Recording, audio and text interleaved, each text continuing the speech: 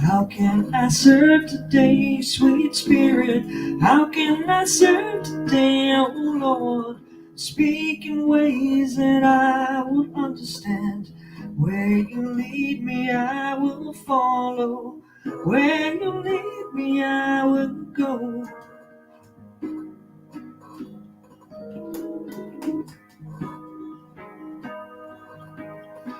Who needs my love today, sweet spirit? Who needs my love today, sweet Lord? Speak in ways that I will understand. Where you lead me, I will follow. Where you lead me, I will go.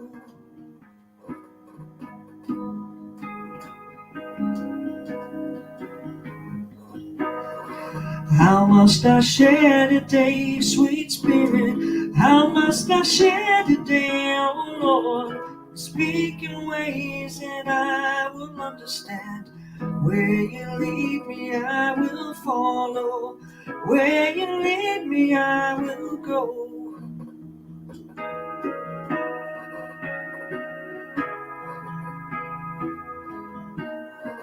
How can I serve today, sweet spirit? How can I serve today, oh Lord? Speak in ways that I will understand. Where you lead me, I will follow. Where you lead me, I will go.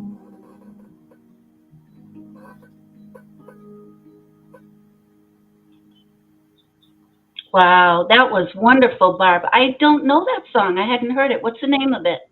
How can I serve? That's simple. Ricky Wow. Byers. Byers. Oh, Ricky Byers. Okay. That is great. Thank you, Barbara. That's Barbara Whitney, our music director, and has been for many years and continues to serve. That's how she serves us, one way. And has just brought a lot of love and light to our community consistently. Thank you, Barbara. How may I serve? Well, welcome everyone. This is Unity of the Seacoast, and I'm Lynn Richard. I'm happy to be here to host. Um, and that song did make me think. That is how I begin each day. My meditation is, "Here I am, Lord. Here I am. Show me the way." And through the day, I keep that thought, "Show me the way," and think, "Why am I here? How can I serve? What can I do?" Um, it's not always all love and light. Sometimes you're brought to opportunities to work through things that are a little difficult, but as long as you know that you're there for a reason, it seems to make it easier for me anyway. So, welcome, new listeners.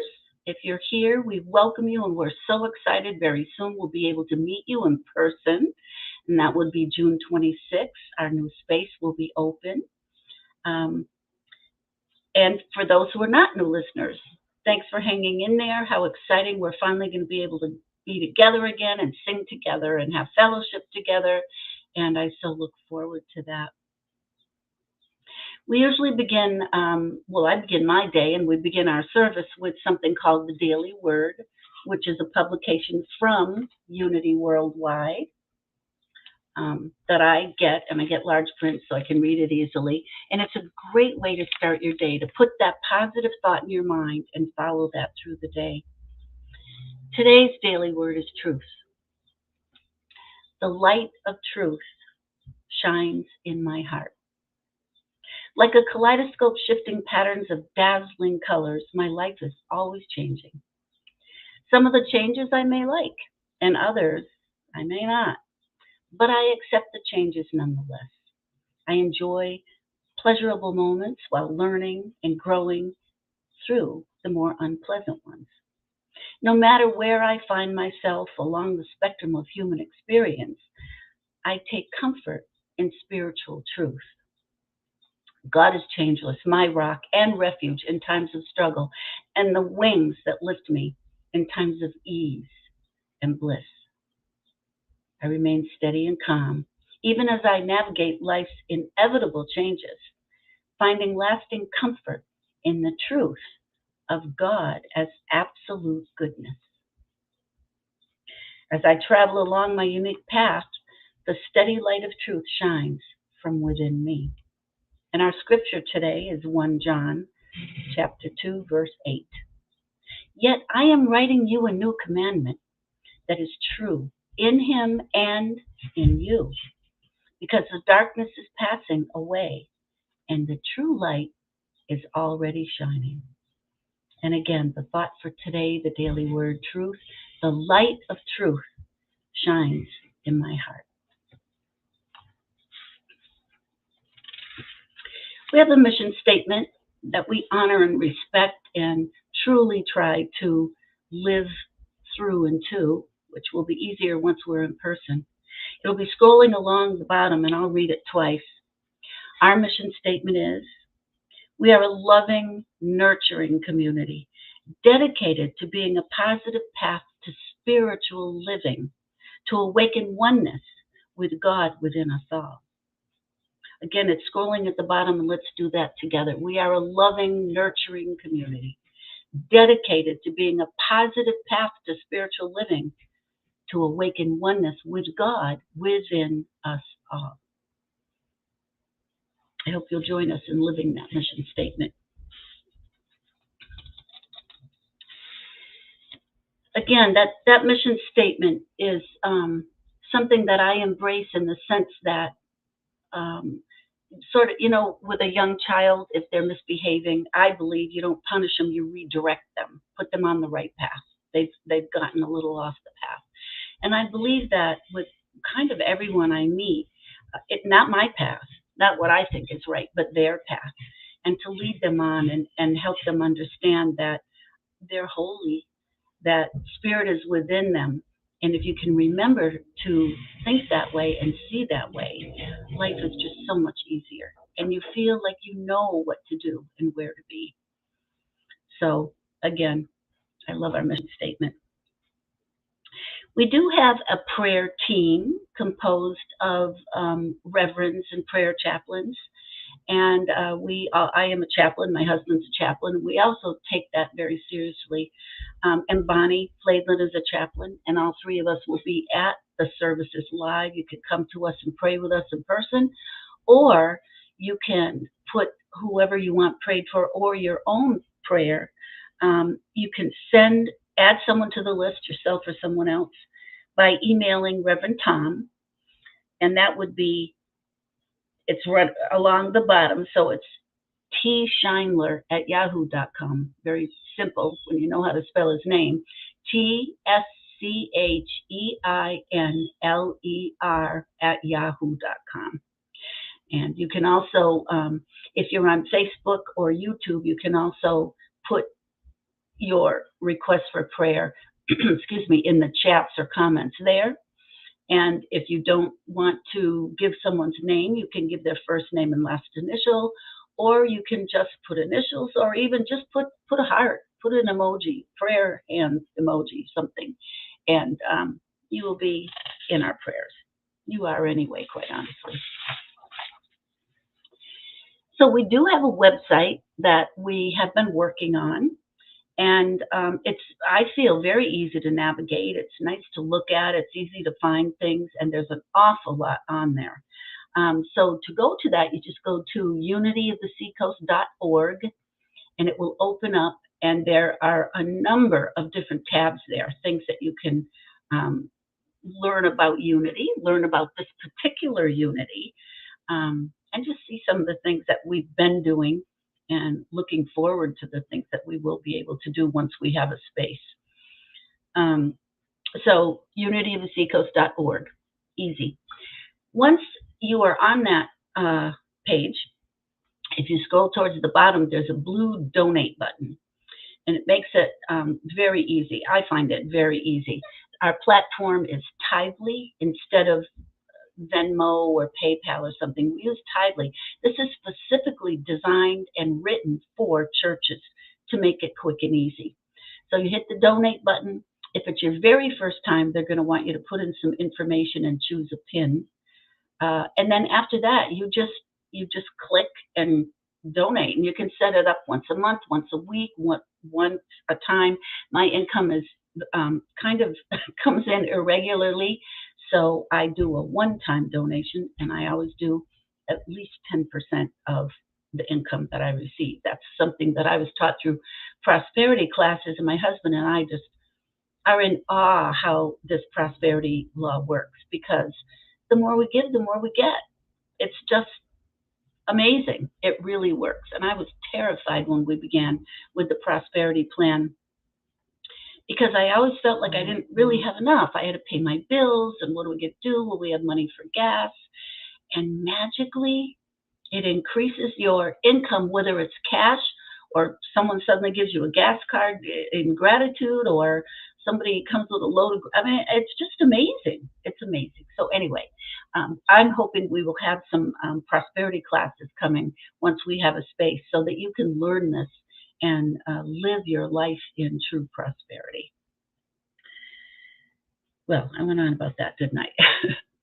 So we are having our new home. We're so excited. I've been in and out. It's going to be beautiful, but we want it to be you. We want it to reflect you. So we're asking for your help in organizing our new church home. And Saturday, June 11th, this coming Saturday, we'll be at the McConnell Center in Suite 246. It's actually 3 rooms, but the suite is called 246. And you can come for as little as a half an hour. If you can just stop by, and you might be the one to say, oh no, I think the bookcase looks better there. Or to just give us a hug while we're organizing, or whatever it is. But please, we need your presence, your energy, and your love. So show up if it's at all possible. If you'd like to volunteer on a different day, let us know, and we will do our best to have someone there to accommodate your schedule. And there are a number of ways of doing that. You can let us know about that on our Facebook page, a private message.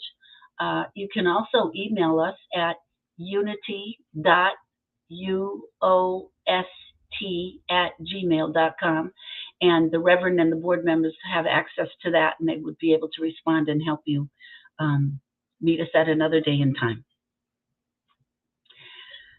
And I can't even tell you how excited we are to be able to see you in person again, to be able to smile and hug, or whatever is comfortable for you, excuse me, but to see you in person. We thrive off that love and energy, and it's been difficult over the past couple of years without you. So once we begin our in-person services, we will still be broadcasting online. So, excuse me, we'll be, and we're working on ways to be able to do that seamlessly. So you would be able to be home if you're too far to come in person, or if you're not feeling well, or if it's just a Sunday morning you're not up for it. I know I have one friend who does home care and works Saturday nights a lot of the time, and she's just not able to get up to attend. But we will be on our YouTube channel and our Facebook page, and we will be there in person as well. The only thing is, if you don't come in person, you don't get the food and the fellowship. And so the Facebook's easy. Just go to our Unity of the Seacoast Facebook, like you have been doing all along, and you'll see the service. And now you'll be able to see the choir and Barbara and Reverend Tom. And then the YouTube channel, if you're used to YouTube, it's very easy. If you're not, it's a little confusing. Go to YouTube, and in the search bar, put Unity of the Seacoast. That will come up. Click on it. And then you might have to scroll a little bit to find that day's service. It's not ordered chronologically, which is too bad. It would be a lot easier if it were. But we will be there, and we will be live, and just like Facebook, you'll be able to comment, you'll be able to see the service, Reverend Tom, the choir, Barbara, and we'll love you from afar, but we would love for you to be there in person.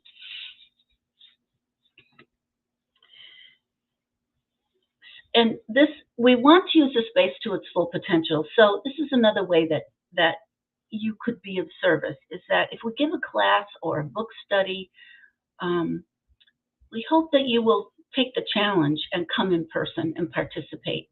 It's a great way to build community. It's a great way to learn more about yourself, others, and our spiritual life, your spiritual life. And it's usually great fun. We usually do a lot more laughing than anything else.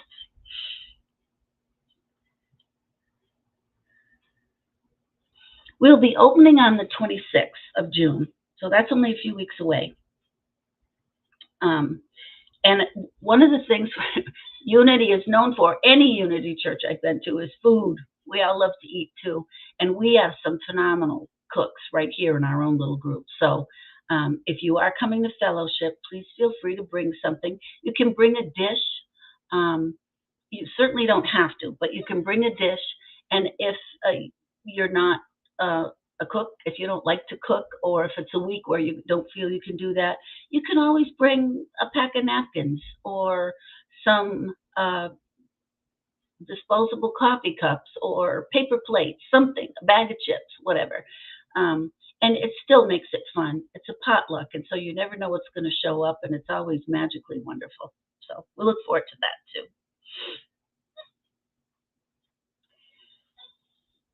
We have a new mailing address, of course, because now we have an actual physical space. So if you are not one who feels comfortable donating online, I don't know what I'd do without it, but I know a lot of people still are not comfortable with that, and that's fine. You can send us a check, and our new address will be Unity of the Sea Coast. It's scrolling across the bottom, by the way. And it will be Unity of the Seacoast, the McConnell Center, Suite 246, and that's 61 Locust Street in Dover, New Hampshire, 03820. And that's also how you'll navigate to find us when we're in person. For those of you who used to attend, we are in the McConnell building, but we're on the complete opposite side. So you'll be looking for Suite 246. And the only other announcement I have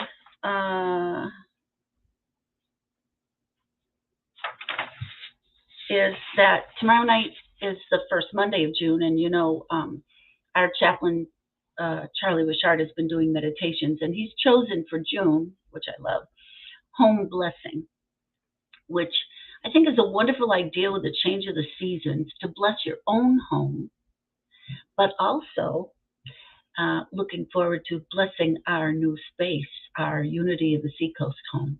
So it'll be Home Blessing tomorrow night, the first Monday of June at 7 p.m. on Facebook, and I hope you'll join us for that too. It's only about 15 minutes long, but the power of that meditation lasts much longer. On June 19th, which is Father's Day, by the way, our guest speaker will be Reverend Aaron Wolf. And I don't know if you've seen Aaron or know Aaron, but he's a Unity minister, and he's from Maine. And he has, he's been our friend since maybe 2005 or 6. And he's just a wonderful man, a very dear heart. And I'm so glad that he'll be here that day. I'm sure he'll inspire us and make us laugh. He usually has a joke. So we're looking forward to this whole new world opening up, and we're very excited for our community to grow, and I hope you'll feel that excitement and join us. There will be a fellowship today, and I'm going to give you the Zoom ID number, but it will also scroll at the bottom.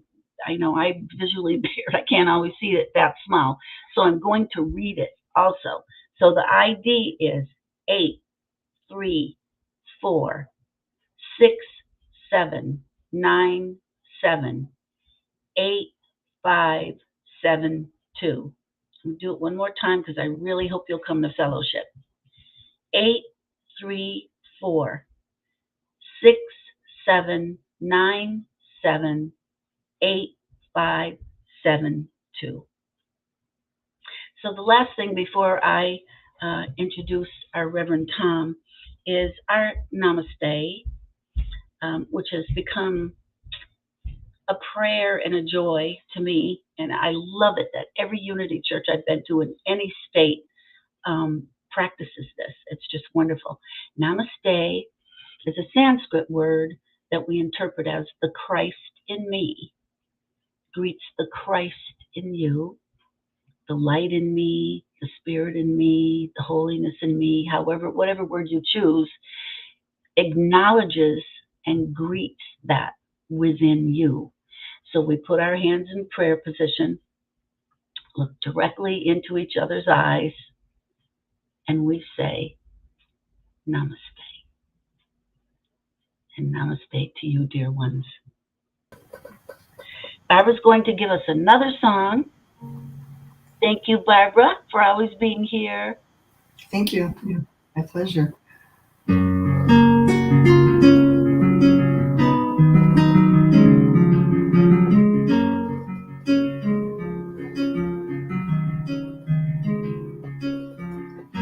Why have you come to earth? Do you remember? Why have you taken birth? Why have you come to love, to serve and remember? To love, to serve and remember. To love, to serve and remember. To love, to serve and remember.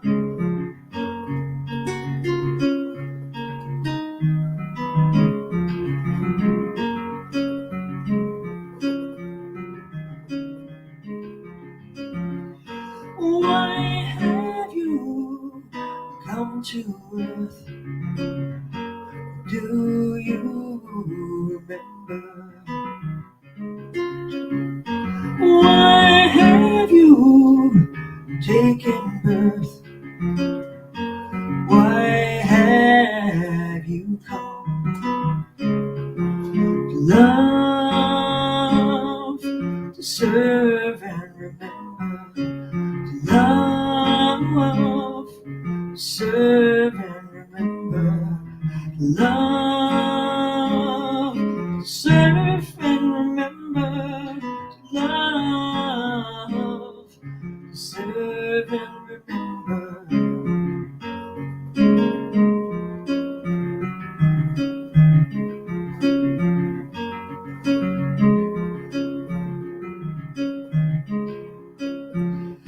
Why have you come to earth?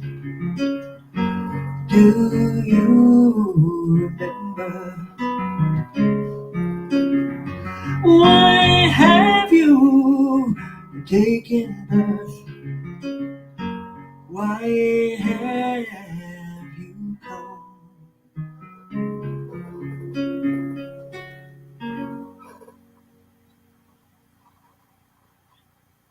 Oh, one of my favorite songs ever. Barb, I can't wait to sing the harmony on that with you. I love it.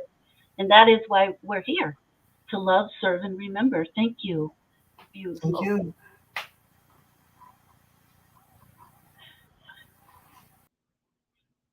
So now I have the pleasure, and truly with an open heart, I introduce you to Tom Schindler, our minister. Thanks, Lynn. Thank you so much. Barbara, what great songs. Today is Pentecost Sunday, for those who don't know. It's 50 days since Easter. It's the day that the Holy Spirit descended to the disciples. And what it represents is an awakening to serve, awakening to our Christ. So both song choices, I don't know if you knew it, but they fit that theme perfect. So thank you. Thank you. And Lynn, it's always a pleasure to have you facilitate. I feel very natural when you do it. So I am humbly grateful. It is my pleasure to have you here, Tom. You know that your services are, to me, right on. Very inspiring. Thank you. Thanks. Good morning, everyone. How is everyone doing this Sunday? Today's talk is called We Need to Be in Need. For most people, we want to get through life needing as little help from others as possible. There seems to be something noble about saying I'm a self-made person. I did it all myself. And I get that I'm that type of person. I want to handle all that I can. That is until I cannot and I get stressed. I struggle with this with my kidney. As I move through the process of finding a kidney, I'm reluctant to talk about the possibility of needing an organ. Let me clarify this a little bit. Most of the reason I believe is because I believe in healing my body. I've healed this kidney and body on so many occasions. So there's part of me that thinks if I submit to needing the organ, I've somehow failed. It's like I'm throwing in the towel on what I believe in wholeness. But a big part of that is just a desire to handle all myself. If I could do my own surgery, I would. If you don't believe me, ask Casey. You know, there's a saying, those who can't teach. And when I told Casey that the topic is about the need to be in need, she looked at me and said, those who can't preach. You know, it's human nature to want to be in charge, to feel in control. It's part of our independent spirit. It's part of what makes our country a world leader. And at times it's a good thing, but at times we need to accept that we need to be in need. Because being in need allows others to participate in our lives. It's a bond building lesson in humanity. It's a lesson in humility. And it builds up the other person. People need to be a part of others. They need to share their gifts and talents and experiences. And we need to allow this to happen. And we need to allow it with sincerity. We need to release and understand that other people have talents and wisdoms that we don't have. And when we allow them to express it within our lives, we build a connection.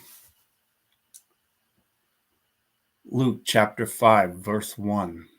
And it came to pass that as the people pressed upon him to hear the word of God, he stood by the lake of Gennesaret. And he saw 2 ships standing by the lake, but the fishermen were gone out of them because they were washing their nets. And he entered into one of the ships, which was Simon's, and prayed him that he would thrust out a little from the land. And he sat down and taught the people out of the ship. Simon is Simon Peter, who, as we know, is Peter. And I want to set the stage a little bit for this interaction. This is a story of Jesus needing Peter so he can address the crowd. We know it's night or nearing morning because a couple verses later, they mention it. Now, verse 4, now when he had left speaking, he said unto Simon, launch out into the deep and let down your nets for draught. And Simon answering said unto him, Master, we have toiled all night, and we've taken nothing. Nonetheless, at thy word, I will let down thy net. And when they had done this, they enclosed a great multitude of fish, and their nets broke. Now the fish they caught in this lake was a type of tilapia, which they fished for at night and still do. So they had already been fishing. They were probably worn down and tired, and they were cleaning their nets. I assume not a pleasant job, rather smelly, fair amount of odor and such.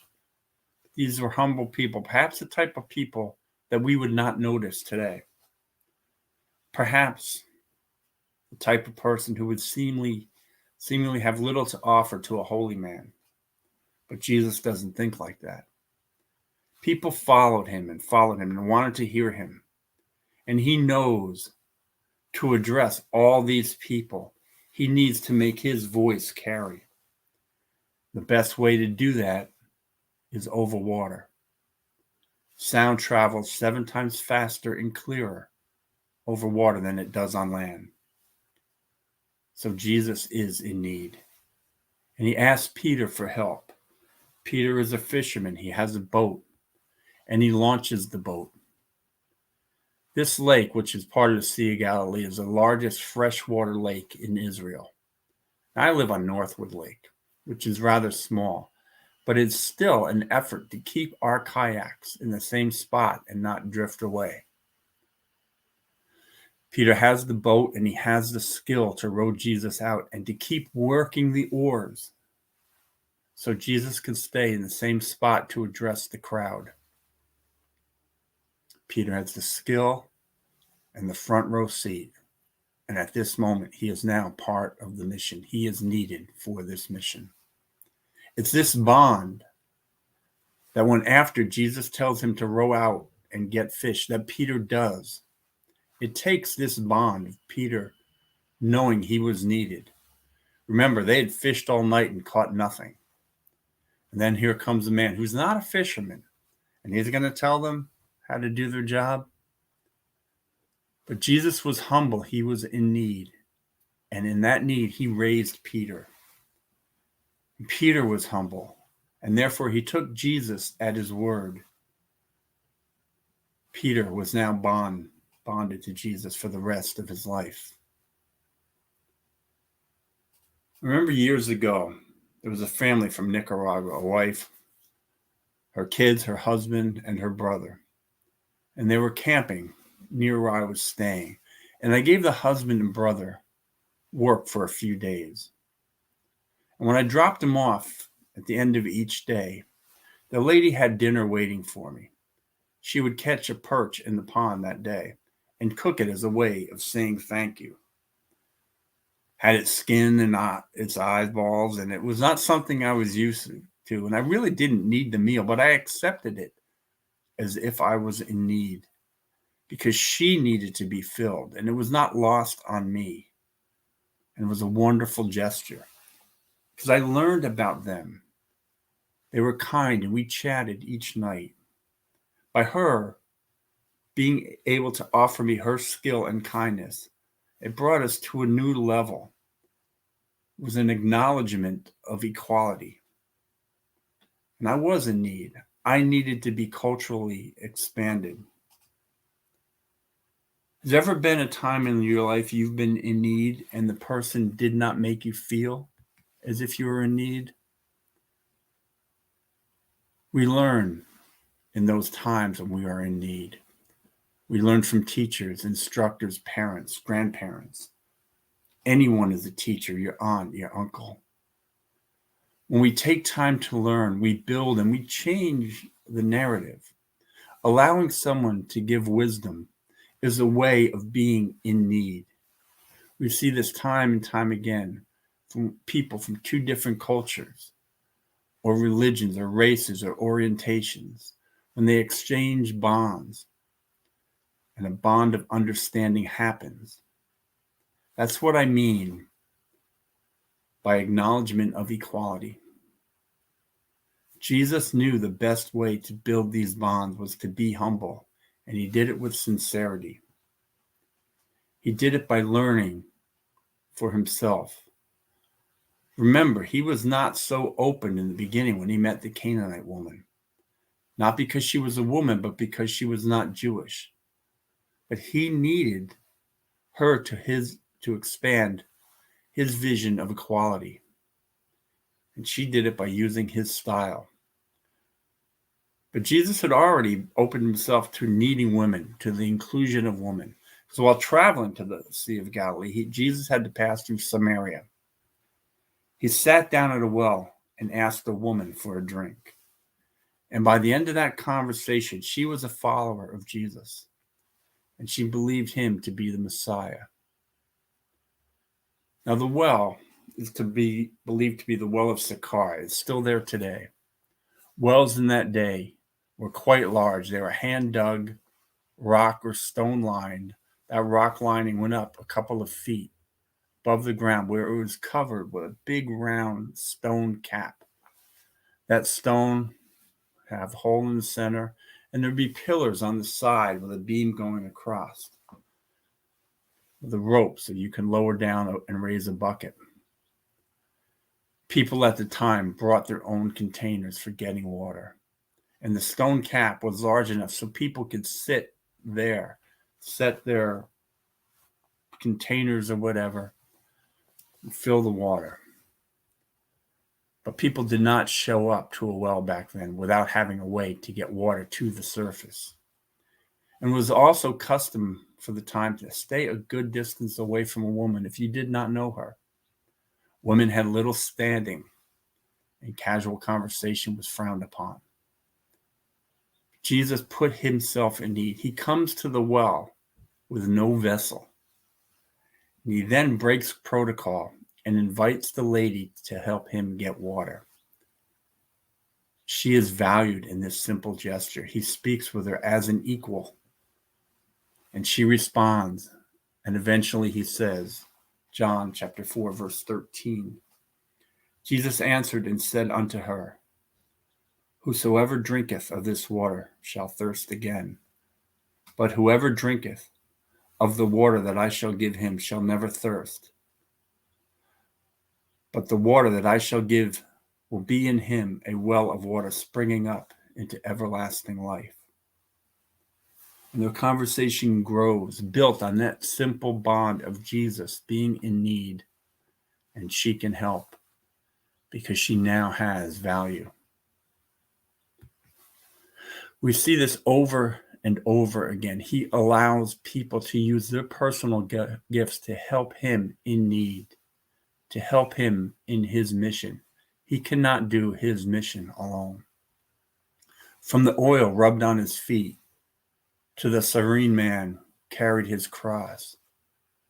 People think more about the times that Jesus helped others, and these stories grab the spotlight. But it is being in need that Jesus had built these bonds. He relied upon others for food and support. He used Mary to spread the news after he rose again. Jesus trusted in the unnamed disciple to care for Mary and his mother.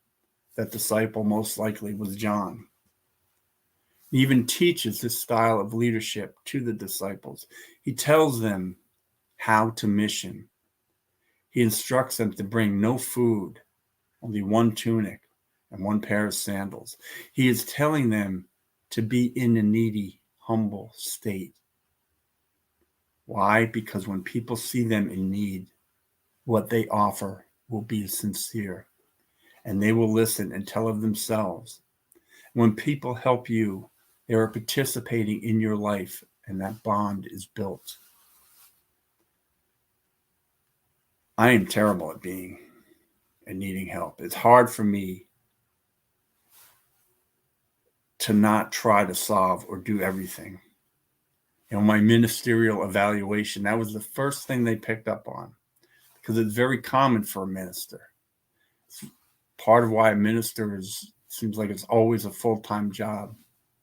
And for me, the weaker I feel, the more I have to do things for myself.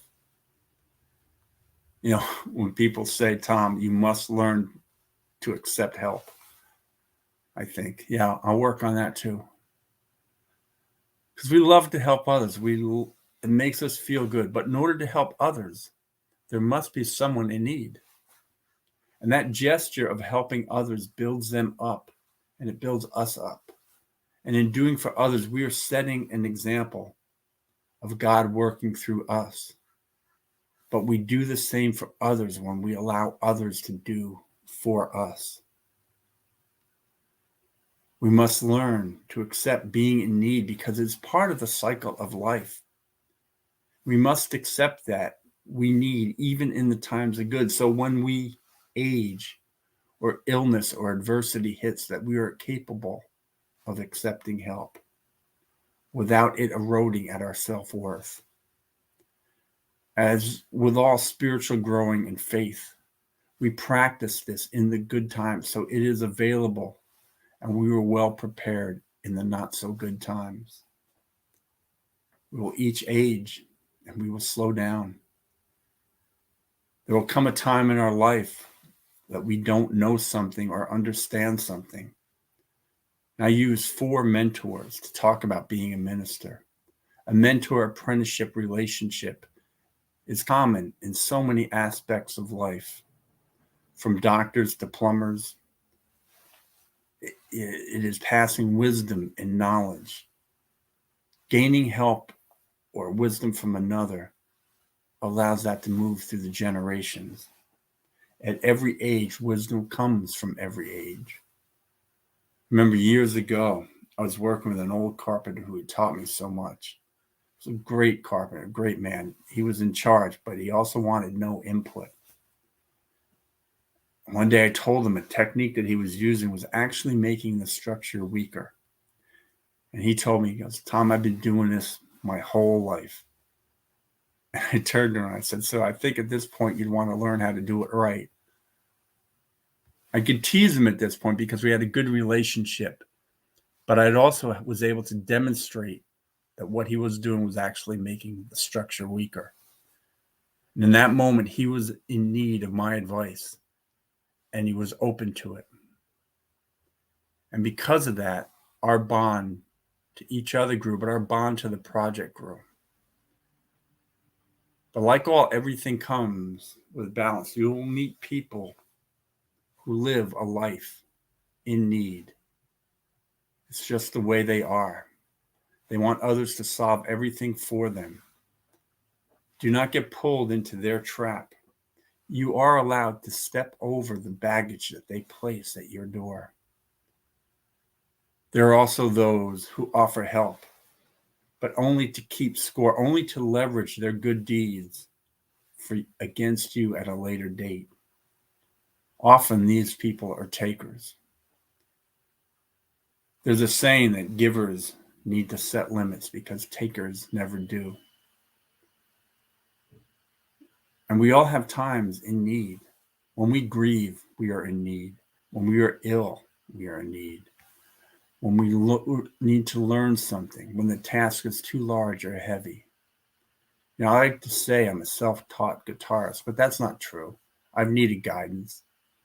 When we're depressed, we've needed others. When we're lost, we've needed others because we grow from being in need. And when we get comfortable and understand that there are times in need, we prepare ourselves for the aging process.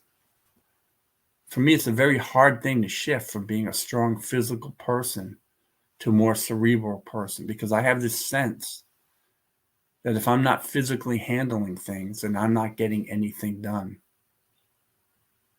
For me, this is the aging process. Our bodies change. There's a shift in all things where need is important. I don't know how many of you have been watching the Celtics in the playoffs this season. The game has changed. There was a time when it was dominated by a team approach. Larry Bird and Magic Johnson perfected that with the idea of stars. And they perfected it, but you felt their presence of the team. And then the Jordan era came. And although it was a team sport, it became about a highlight reel, a dunk fest. They even changed the traveling rule to accommodate the scoring fest and dunk fest. And it was exciting, but it hit its limit. People can only jump so high and people can only run so fast. It got boring. They lost viewership.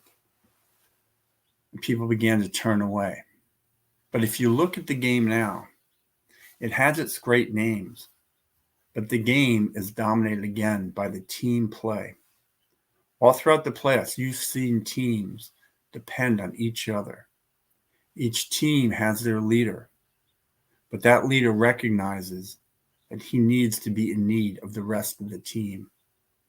We won the other night because the Celtics coach recognized the need for everyone to interact with each other. Jason Tatum couldn't do it without the others, so he fed them the ball.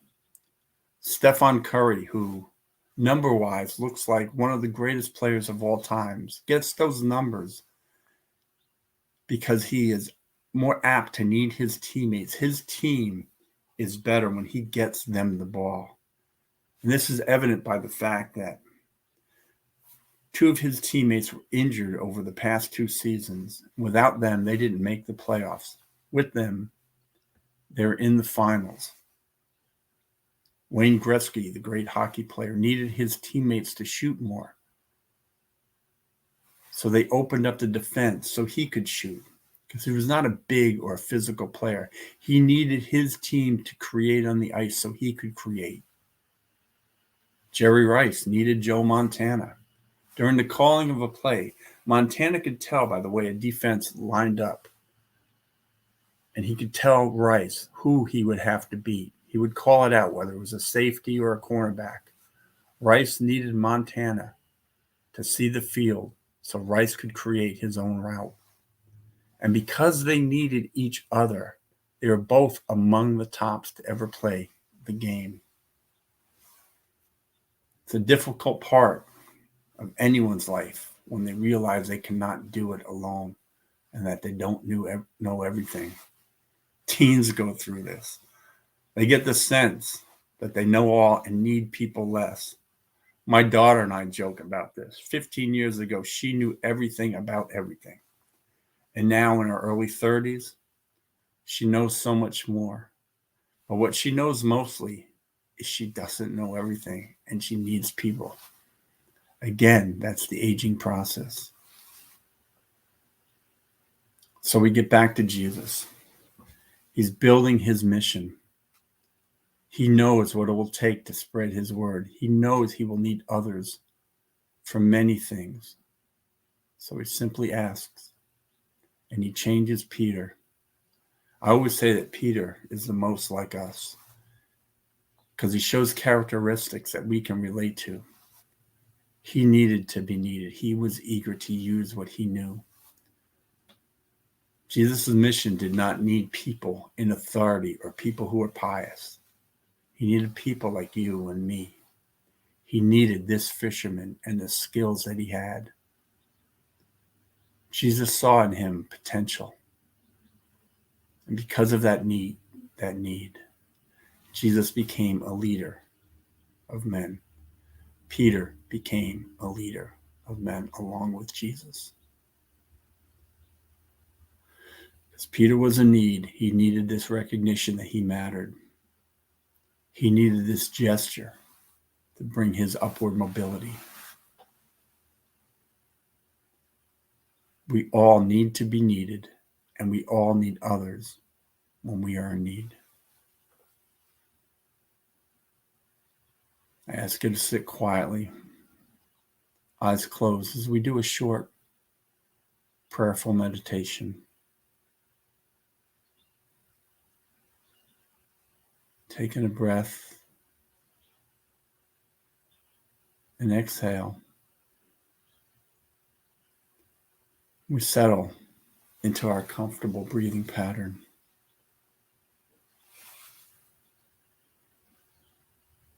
We come together knowing that there is one power and one presence in the universe. God, the good and great omnipresence.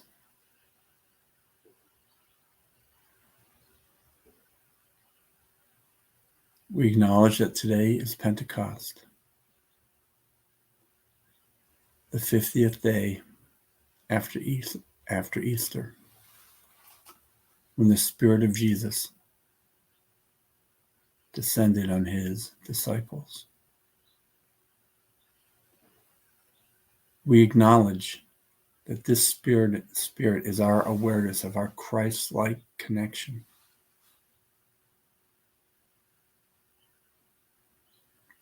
We are open to the intimacy with our lives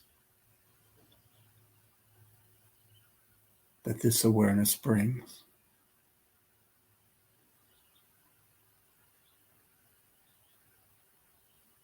Being needed and being in need.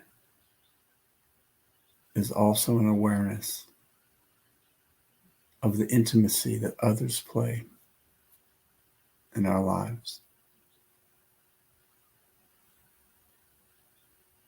We are open to our needs and to the needs of others.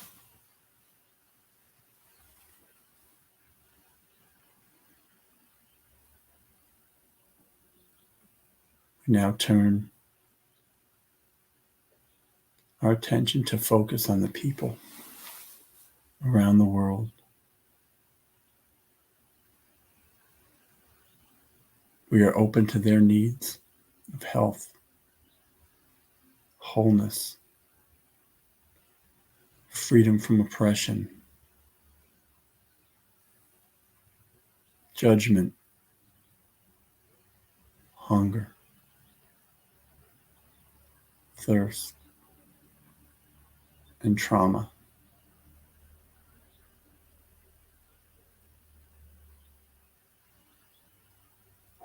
We see them as whole, healthy, safe,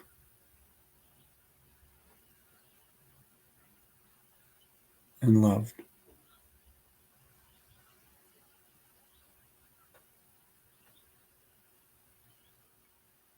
We turn our attention to those that we know. And if you're comfortable, write their name in the comment box or their initials or a heart emoji. But we hold them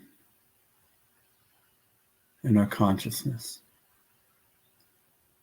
And we are open to their needs of health, wholeness, freedom of oppression, judgment, hunger, thirst, and trauma.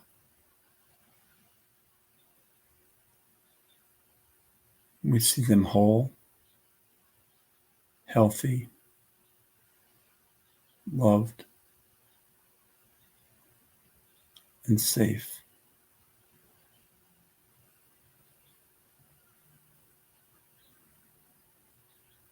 Now we turn our attention to ourselves.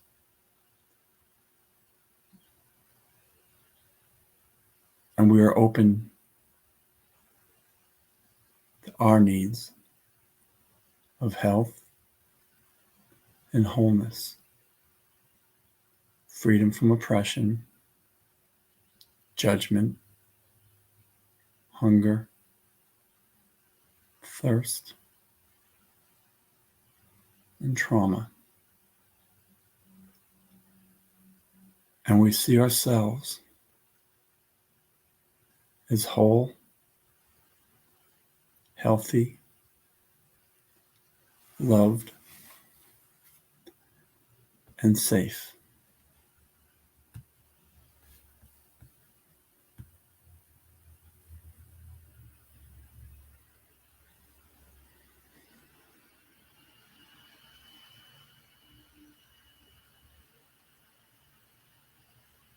I invite you back to your eyes open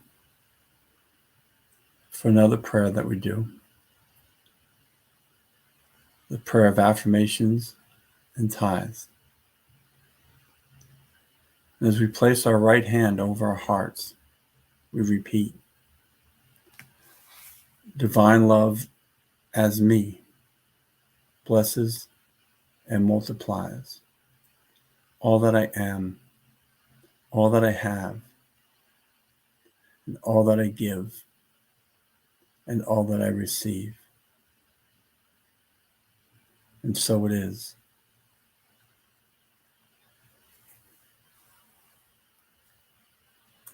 We will close this service with a prayer of protection by James Dillett Freeman. The light of God surrounds you. The love of God enfolds you. The power of God protects you. The presence of God watches over you. Wherever you are, God is, and all is well. Amen.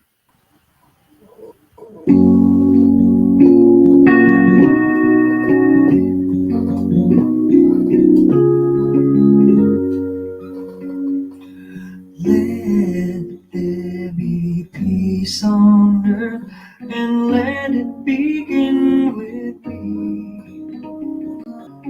Let there be peace on earth, peace that was meant to be. With God as creator, family all are we. Let us walk with each other in perfect harmony.